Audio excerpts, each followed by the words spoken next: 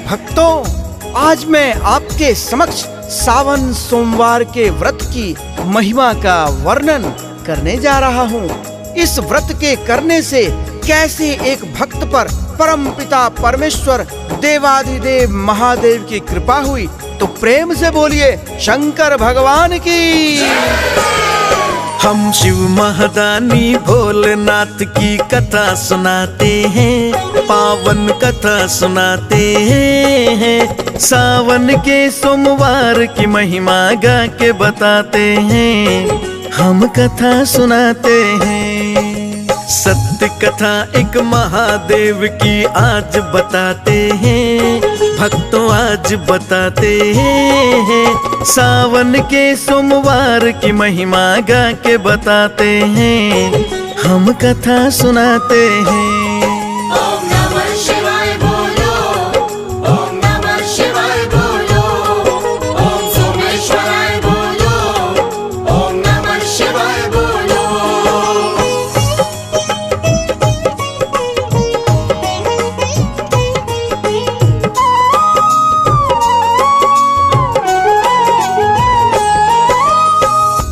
भक्तजनों, सावन के सोमवार के व्रत का विशेष महत्व है, क्योंकि आज के दिन ही महादेव ने कालकूट नामक विष का पान किया और देवता और दैत्यों ने मिलकर उनका गंगा जल से अभिषेक किया, उन्हें बेलपत्र चढ़ाए, दही हल्दी आदि का लेप लगाया और बम बम बम का नारा लगाया।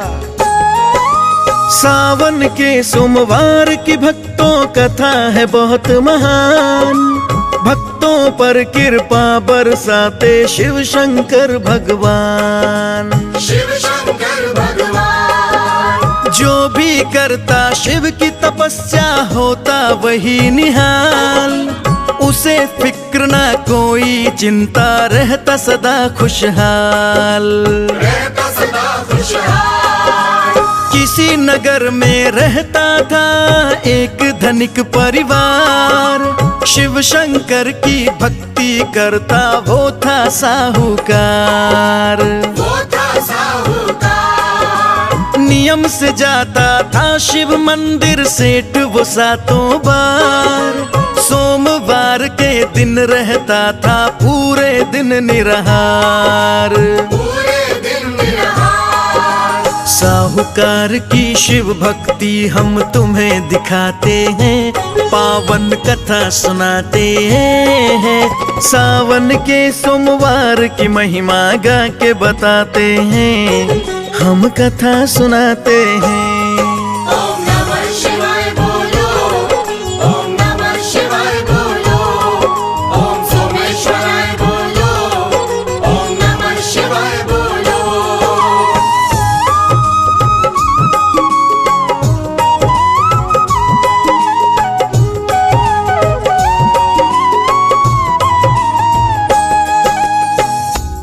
भक्तजनों, किसी नगर में एक साहूकार रहता था। वो साहूकार परम पिता परमेश्वर देवाधिदेव महादेव का अनन्य भक्त था। उसके घर में धन धान्य की कोई कमी नहीं थी। भक्तों, कमी थी तो बस एक संतान की प्राप्ति के लिए पति पत्नी बिलखते रहते। एक दिवस जब साहूकार महादेव की मंदिर में उनकी पूजा कर रहा था, उसी दिन महादेव और जगत जननी माँ उस मंदिर में आए। पूजा करता महादेव का रो रो के साहूकार, गंगा जल के बदले बह रही आंखों से अश्रुधार। आंखों से अश्रुधार। पार्वती शिव से कहती है, नाथ सुनो मेरी बात, मुझसे देखे नहीं जा रहे इनके ये हालात। इनके ये हालात। पुत्र रत्न का वर दे करके करो इसे खुशहाल, साहूकार है सबसे बड़ा पर पुत्र बिना कंगाल। पुत्र बिना कंगाल। किसके भाग्य में सुनो पार्वती नहीं कोई संतान। हंस के बोले पार्वती से शिव शंकर भगवान। शिव शंकर भगवान। सेठ की आंखों से आंसू तो बहते जाते हैं, भक्त कुछ कह ना पाते हैं। सावन के सोमवार की महिमा गा के बताते हैं, हम कथा सुनाते हैं। ओम नमः शिवाय बोलो, ओम नमः शिवाय बोलो, ओम सोमेश्वराय बोलो, ओम नमः शिवाय बोलो।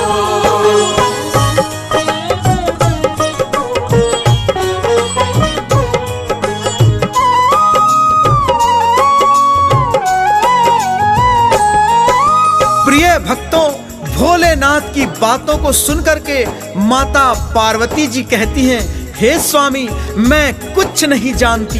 ये साहूकार आपका परम भक्त है, तो इसके कष्टों को दूर करने की जिम्मेवारी भी आपकी ही है। हे भोलेनाथ, आप इसे संतान प्राप्ति का वरदान दे दीजिए। भोलेनाथ बोले, तथास्तु, मैं इसको पुत्र प्राप्ति का वरदान देता हूँ। किंतु हे देवी, उस बालक की आयु मात्र 12 वर्ष ही होगी। 12 वर्ष के पश्चात वह बालक मृत्यु को प्राप्त हो जाएगा। साहूकार ये सारी बातें सुन रहा था। पूजा शिव की पूरी करके चला गया साहूकार, लेकिन उसके मन में मचा था भारी हाहाकार। भारी हाहाकार। किसी को उसने कुछ न बताया मंदिर वाली बात, अपने कार्य को होके मगन वो करता रहा चुपचाप। करता रहा चुपचाप। नियम से वो शिव मंदिर जाता करता पूजा पाठ। एक दिन सेठ से बोली सेठानी, सुनो खुशी की बात। सुनो खुशी की बात। भोलेनाथ ने सुन ली अपनी, पल रहा गर्भ में लाल। पुत्र रत्न से हो जाएंगे हम भी माला माल। हम भी माला माल। साहूकार जी मन की अपनी कहना पाते हैं, भक्तों वो कहना पाते हैं। सावन के सोमवार की महिमा गा के बताते हैं, हम कथा सुनाते हैं। ओम नमः शिवाय बोलो, ओम नमः शिवाय बोलो, ओम सोमेश्वराय बोलो, ओम नमः शिवाय बोलो।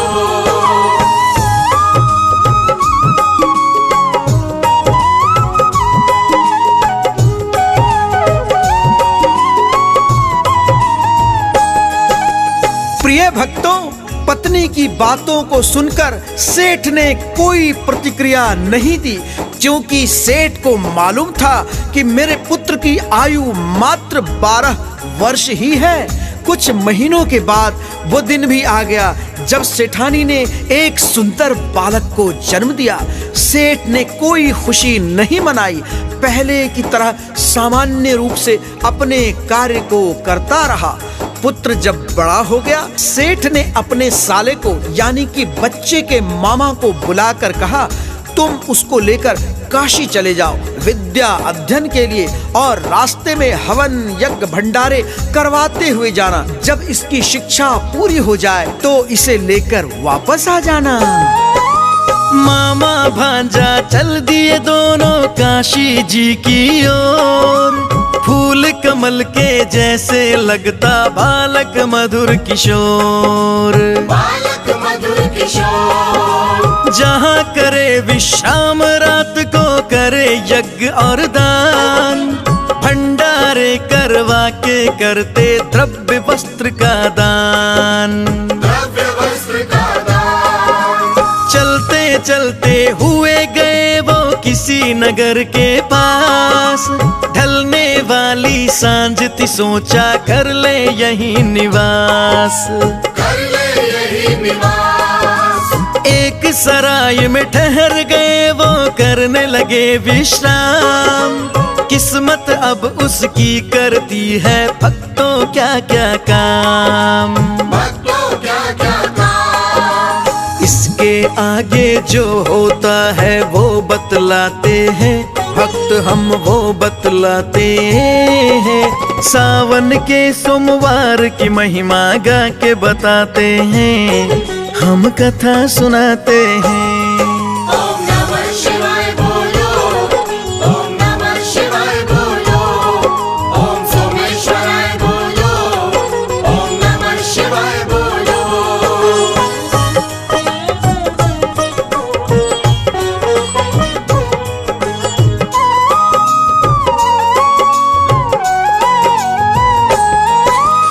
प्रिय भक्तजनों, उस सराय के बगल में शामियाने सजे हुए थे और एक बारात ठहरी हुई थी जो कि उस नगर के साहूकार की बेटी को ब्याहने के लिए आई थी। सब कुछ बहुत अच्छा था, बस दूल्हा कुरूप था और एक आंख से काना था।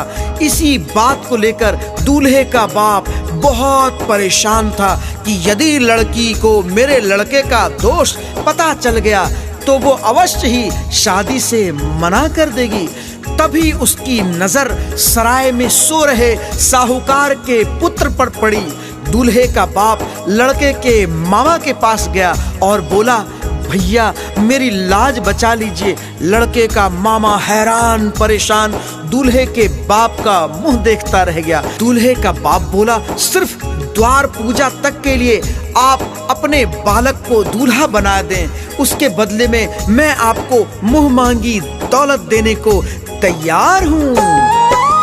हाथ जोड़ के हो के रुवासा वो दूल्हे का बाप, करे निवेदन मामा से वो करते हुए विलाप। करते हुए विलाप। हामी भर दी मामा ने और हो गया वो तैयार। दूल्हा बनके उसका भांजा पहुंचा पूजा द्वार।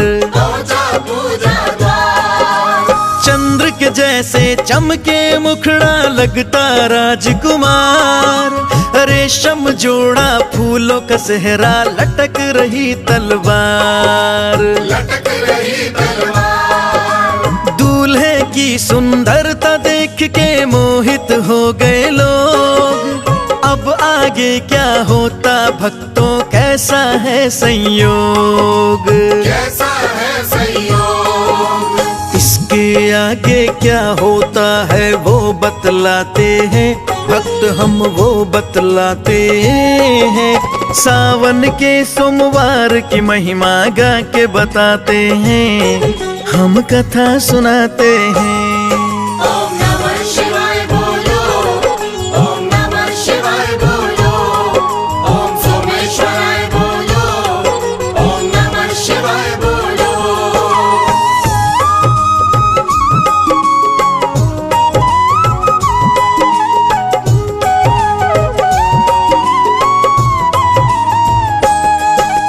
प्रिय भक्तजनों, द्वार पूजा पर दूल्हे को देखकर सभी मंत्र मुग्ध हो जाते हैं। द्वार पूजा के बाद विवाह की रस्म होनी थी। काने दूल्हे के बाप को चिंता सता रही थी। द्वार पूजा तो हो गई, परंतु फेरों में मेरे बेटे को देख के ससुराल वाले क्या कहेंगे, यह सोचकर वह फिर से साहूकार के लड़के के मामा के पास जाता है और विनती करता है कि फेरे भी करवा दो, बदले में जो चाहो ले लेना। उसका मामा तैयार हो जाता है। फेरे करवाने की खातिर मामा हुआ तैयार। बना के दूल्हा भेज दिया फिर अपना राजकुमार। अपना राजकुमार। हो गई शादी, फेरे हो गए, काना छुपा रहा।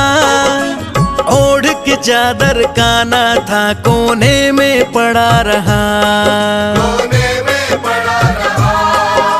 भोजन करके दूल्हा दुल्हन कोहबर में जाते हैं। दूल्हा दुल्हन आपस में हंसते बतियाते हैं। हंसते बतियाते हैं।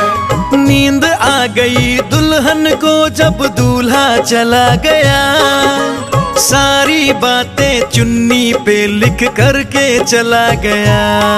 वो लिख कर चला गया। वहाँ से मामा भांजा दोनों काशी आते हैं, दोनों काशी आते हैं। सावन के सोमवार की महिमा गा के बताते हैं, हम कथा सुनाते हैं। ओम नमः शिवाय बोलो, ओम नमः शिवाय बोलो, ओम सोमेश्वराय बोलो, ओम नमः शिवाय बोलो।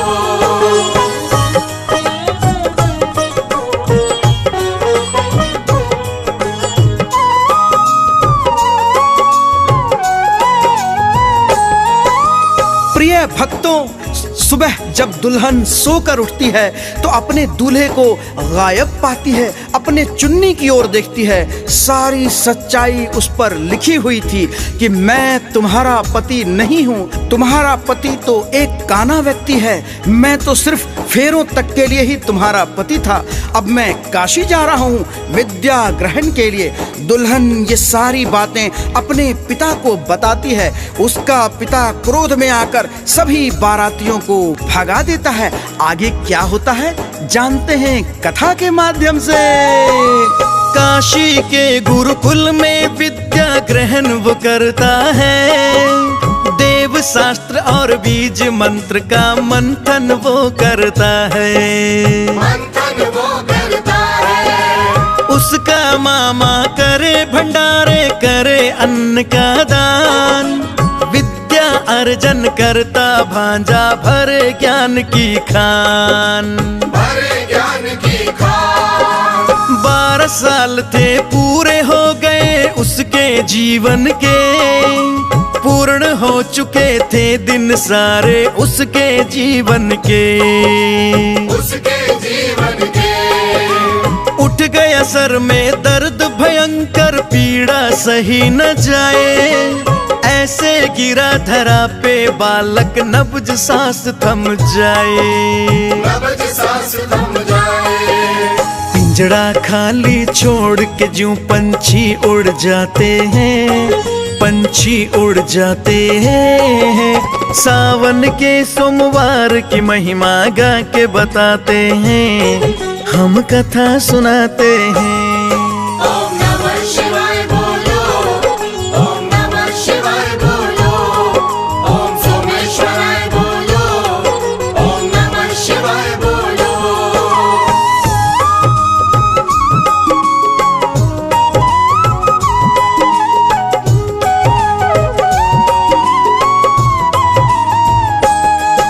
प्रिय भक्तजनों, 12 वर्ष की आयु पूर्ण होते ही बालक की तत्क्षण मृत्यु हो जाती है।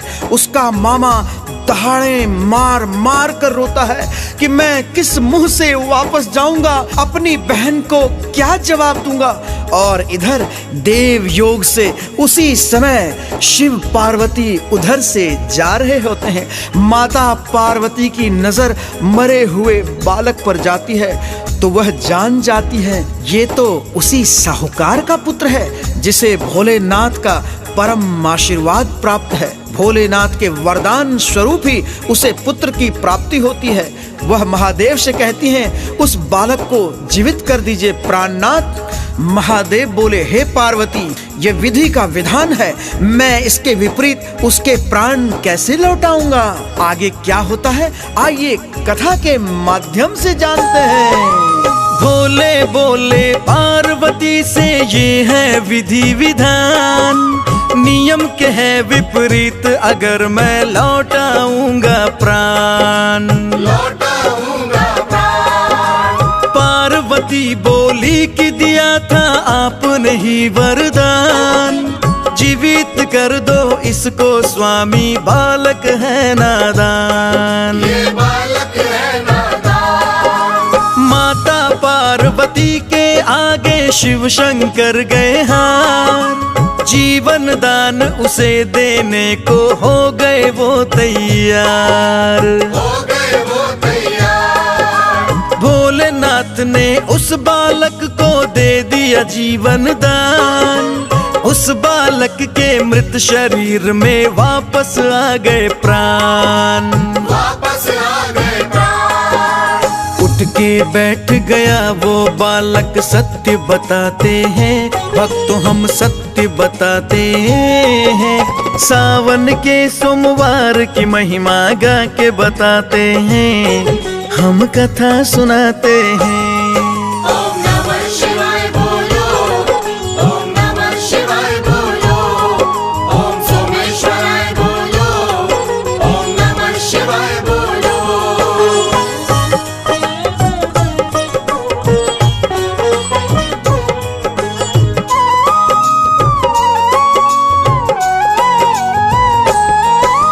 प्रिय भक्तजनों, बालक जब अपनी आंखें खोलता है और उठकर बैठ जाता है, यह देखकर उसका मामा हैरान हो जाता है और वह भोलेनाथ का चमत्कार समझ जाता है। बालक पूछता है, मामा जी आप रो क्यों रहे हैं? मामा कोई बहाना बनाकर टाल देता है और कहता है, अब हम यहाँ नहीं रहेंगे, चलो वापस घर चलते हैं। और उसी दिन दोनों अपने नगर की ओर प्रस्थान करते हैं। चलते चलते पहुंच गए वो उसी नगर के पास, जहां विवाह हुआ था उसका सुकुमारी के साथ। सुकुमारी के साथ। उसी सराय में आकर के वो फिर से रुकते हैं, कर स्नान आदि फिर दोनों भोजन करते हैं। फिर भोजन करते हैं।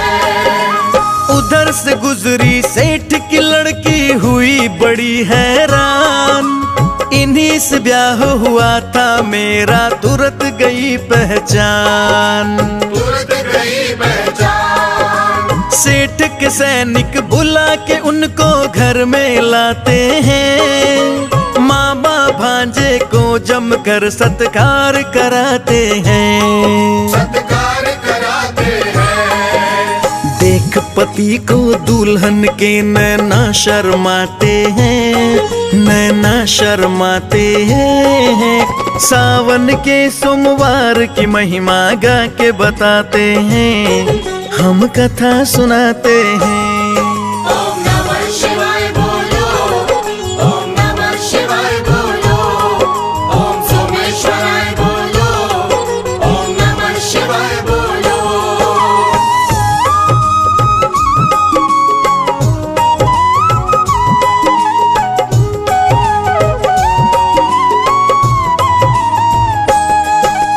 प्रिय भक्तजनों, लड़के का मामा सारी बातें साफ साफ बता देता है कि कैसे सेठ ने अपने काने बेटे की जगह मेरे भांजे को एक रात का दूल्हा बनाकर आपकी पुत्री से विवाह करवा दिया। सेठ ने कहा, विधि का विधान कोई नहीं टाल सकता है, अब आपका भांजा ही मेरी पुत्री का पति है। कुछ दिन वहां ठहरने के बाद अपनी पत्नी को लेकर अपने घर की तरफ चल पड़ते हैं। सेठ ने बहुत सारा धन धान्य दास दासियां देकर अपनी पुत्री को विदा किया था। पति पत्नी डोली पर सवार हैं और दास दासियां पीछे पीछे चल रहे हैं। अब आइए आगे क्या होता है कथा के माध्यम से जानते हैं। साहूकार पत्नी संग दोनों छत पर जाते हैं, पुत्र शोक में बैठ के दोनों नीर बहाते हैं। दोनों नीर बहाते हैं। 12 साल तो गुजर गए हैं, मर गया होगा लाल। उसी सोच में उन दोनों का हाल हुआ बेहाल। हाल हुआ बेहाल। उन दोनों ने सोच लिया था दे देंगे हम प्राण, हम भी अब न रहेंगे जिंदा जब न रही संतान। जब न रही संतान। अंतिम बार पुकार रहे हैं हे शंकर भगवान, पुत्र वियोग में हम दोनों भी चले गवाने प्राण। चले गवाने जान। छोड़ कि धरती हम दोनों अब स्वर्ग को जाते हैं, पावन कथा सुनाते हैं। सावन के सोमवार की महिमा गा के बताते हैं, हम कथा सुनाते हैं। ओम नमः शिवाय बोलो, ओम नमः शिवाय बोलो, ओम सोमेश्वराय बोलो, ओम नमः शिवाय बोलो।